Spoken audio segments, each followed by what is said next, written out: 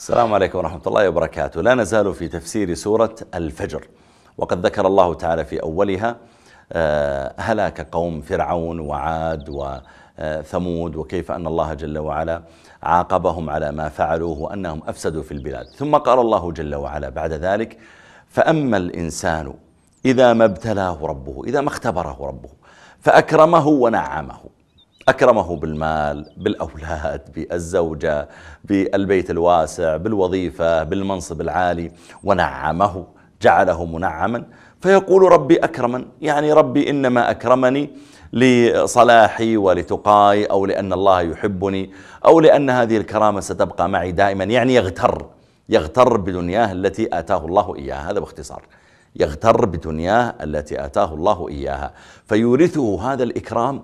بدل ما يشكر الله تعالى عليه ويتواضع بين يديه ويحسن إلى عباد الله، لا، يجعله هذا الإكرام الذي وجده وهذا النعيم يجعله متكبرا متغطرسا، كما قال قارون: إنما أوتيته على علم عندي. فربما منع الزكاة عن المحتاج، وربما فعل بهذا المال أنواع المعاصي، وكان يقول ربي أكرمن، يا أخي ربي اللي أعطاني، أنتم ما أعطيتوني، خلوني أستمتع، خلوني أفعل كذا وكذا. هذا معناه، فيقول ربي أكرمن. وأما إذا ما ابتلاه فقدر عليه رزقه، قدر يعني ضيق عليه رزقه، فقدر عليه رزقه فيقول ربي أهانن، الله اللي ما وفقني، الله اللي ما أعطاني. فربما وقع في المعصية بناء على هذا. بعض الناس يتاجر بالمخدرات مثلا، تقول له ما يجوز، قال يا أخي ربي ما أعطاني رزق. مثلا امرأة تقع في مثلا البغاء، فتقول لها يا أختي ما يجوز هذا، اتق الله، تقول لك لا، الله ما أعطاني رزق إلا عن هذا الطريق. رجل يبيع الخمور مثلا، لا يجوز، يقول لك طيب ربي ما أعطاني. هكذا هؤلاء يفعلون، تنطبق عليهم الآية، وهذا ابتلاء من الله، أن الله أعطى فلان وحرم فلانا. فقال الله جل وعلا: وأما إذا ما ابتلاه فقدر عليه رزقه فيقول ربي أهانا، الله اللي جعلني أسلك هذا السبيل، أهانا من الإهانة.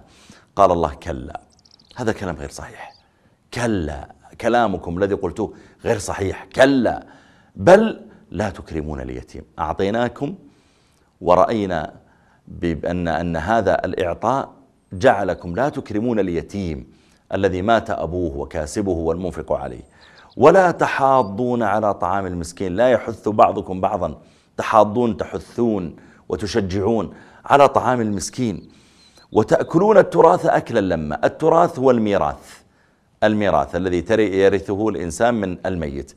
أكلا لما يعني جمعا، تأكلونه وتفرح، والله يا فلان مات ودخلت أنت مع الورثة، والآخر مات ودخلت مع الورثة. قال: وتأكلون التراث أكلا لما وتحبون المال حبا جما. كلا، يوم القيامة إذا دكت حبا جما يعني كثيرا. كلا إذا دكت الأرض دكا دكا، دكت الأرض وتغيرت السماء، وجاء ربك والملك صفا صفا. جاءت الملائكة صفوف بين يدي ربها سبحانه وتعالى.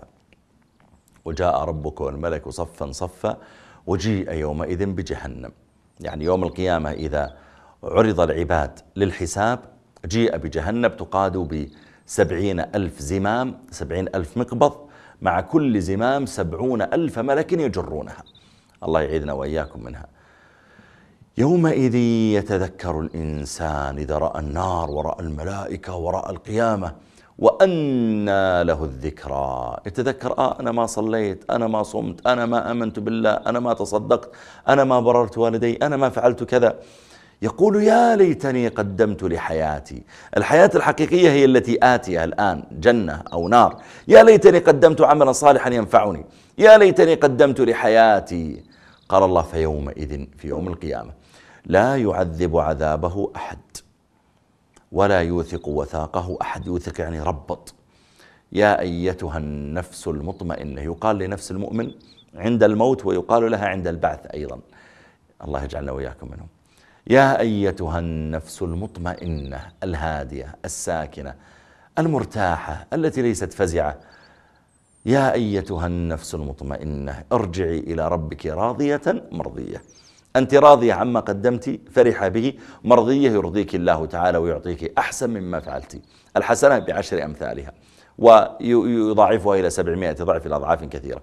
فادخلي في عبادي، ادخلي مع عباد المؤمنين، ادخلي مع الأتقياء، ادخلي مع الصالحين، وادخلي جنتي. أسأل الله أن يجعلنا وإياكم من هؤلاء. والسلام عليكم ورحمة الله وبركاته.